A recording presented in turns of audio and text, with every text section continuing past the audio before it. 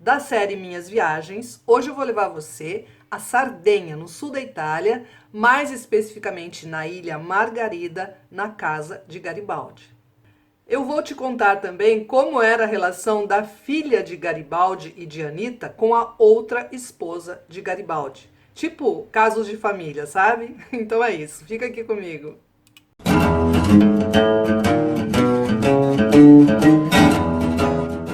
Todos nós já ouvimos falar de Garibaldi e de Anitta Garibaldi, o casal mais romântico e aventureiro do século XIX, né?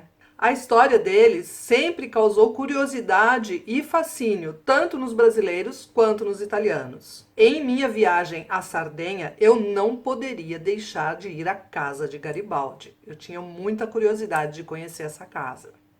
A Sardenha é uma ilha que tem quase 2.000 quilômetros de litoral. Desde 1996, que toda a sua parte territorial se transformou num parque nacional justamente para proteger a fauna e a flora lotada de espécies raras.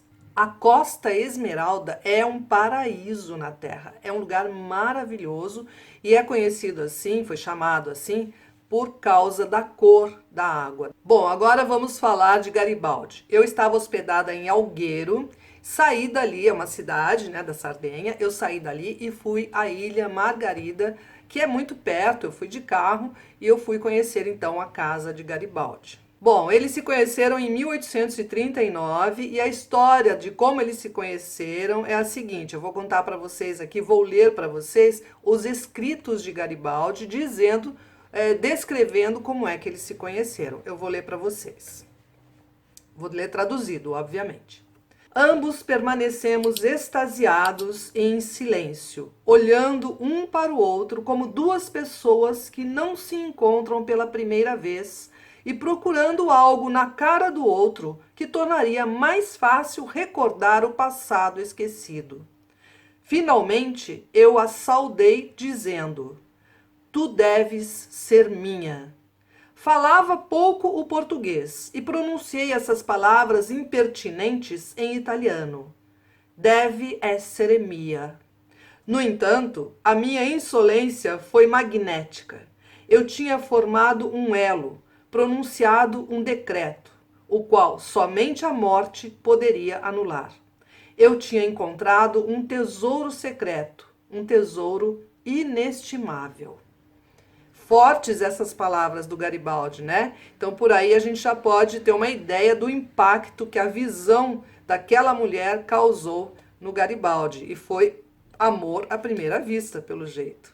Só que tinha um detalhe, Anitta já era casada. Ela era casada com Manuel Duarte de Aguiar, um sapateiro, e ela se casou com ele quando ela tinha mais ou menos 14 ou 15 anos. Naquela época era comum que as meninas, né, praticamente crianças, se casassem, até para liberar, né, aliviar para os pais as despesas.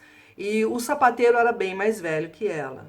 Quando Anitta conheceu Garibaldi, Manuel tinha ido para a guerra e ninguém tinha mais notícia dele, não se sabia, tinha já um tempo que ele tinha ido para a guerra e ninguém sabia se ele já estava morto, né? Então ela conheceu Garibaldi e se sentiu livre para ter um relacionamento com ele, mesmo porque foi irresistível pelo jeito. Como eu disse, foi amor à primeira vista de ambas as partes. Anitta e Manuel se casaram em 1835. Ele nunca voltou da guerra e essa certidão de casamento deles está arquivada na Arquidiocese de Tubarão, no sul do Brasil.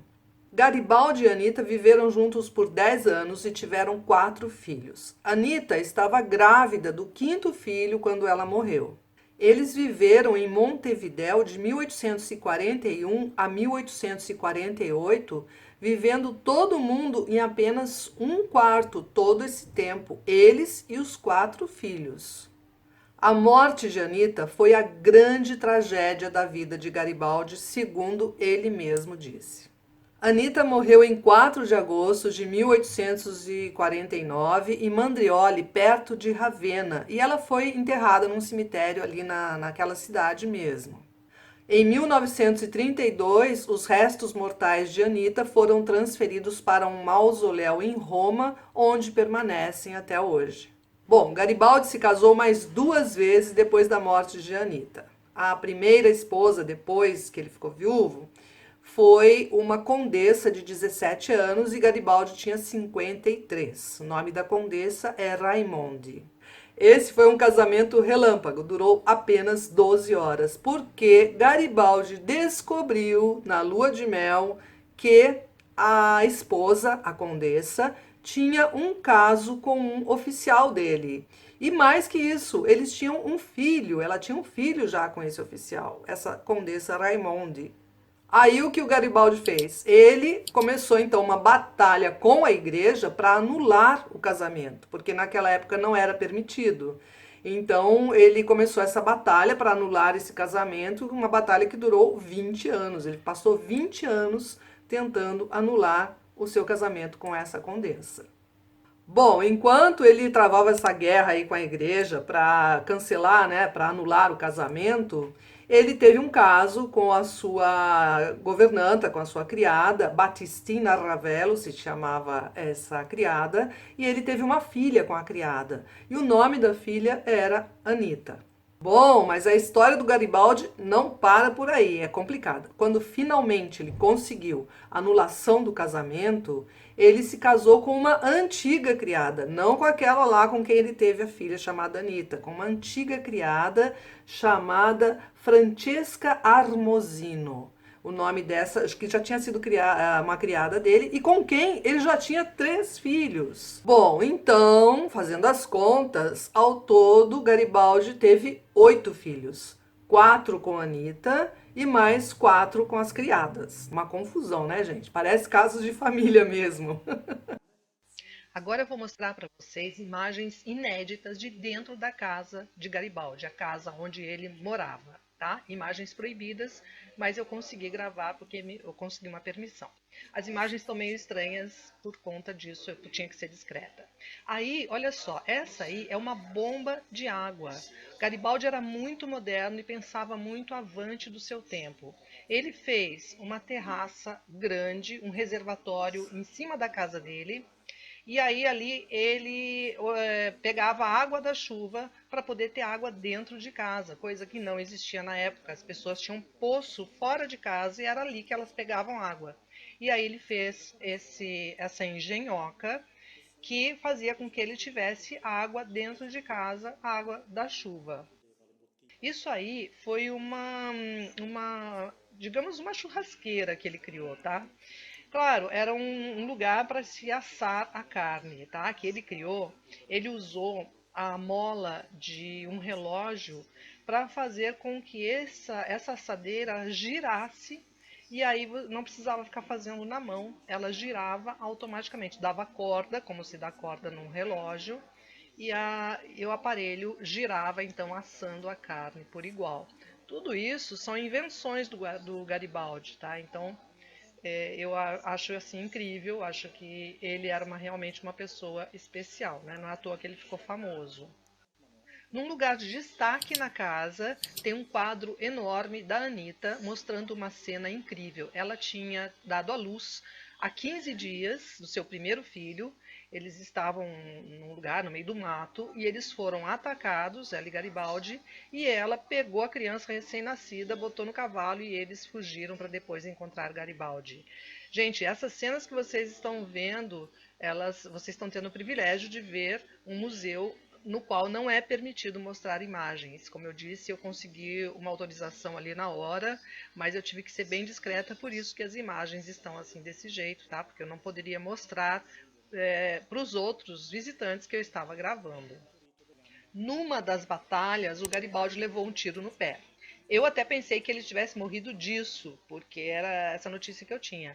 Ele sofreu a vida toda com essa ferida no pé. Ele precisou usar esta bota que você está vendo ali, uma prótese, e teve várias infecções. Sofreu muito com esta ferida no pé.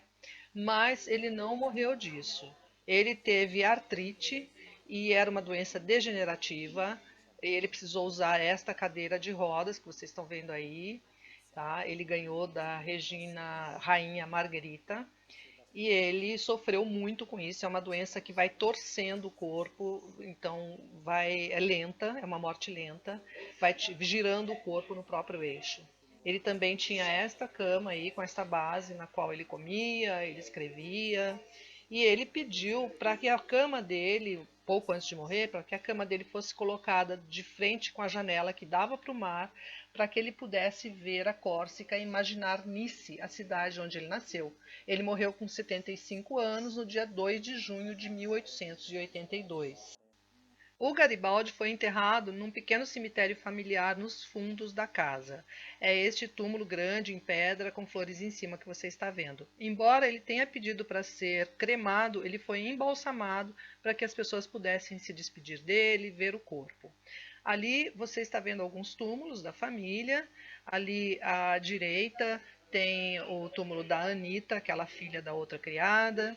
Ali atravessado tem o túmulo da Rosa Garibaldi, que é uma das filhas do Garibaldi, com a Francesca, que é aquela criada com quem ele tinha 3 filhos. E essa Francesca tinha muito ciúme da Teresita, que era filha da Anita com Garibaldi. Tanto que a Teresita foi morar com eles e ela fez da Teresita empregada da casa. E aí, este túmulo afastado que vocês estão vendo ali é da Teresita. Ela não permitiu que a Teresita fosse enterrada junto do restante da família. Então, o túmulo da Teresita acabou ficando isolado, porque ela realmente, a Francesca, não gostava da Teresita por ciúmes. Ali está o túmulo da Teresita, completamente isolado do restante da família. Eu te agradeço por ter ficado comigo aqui até o fim. Te peço para compartilhar este vídeo. Afinal de contas, cultura é sempre importante, conhecimento é sempre importante. Tudo que eu aprendo eu gosto de compartilhar com você e eu te peço para compartilhar também com os seus amigos, com a sua família, tá bom? Então até a próxima. Um grande beijo, fique com Deus. Tchau, tchau.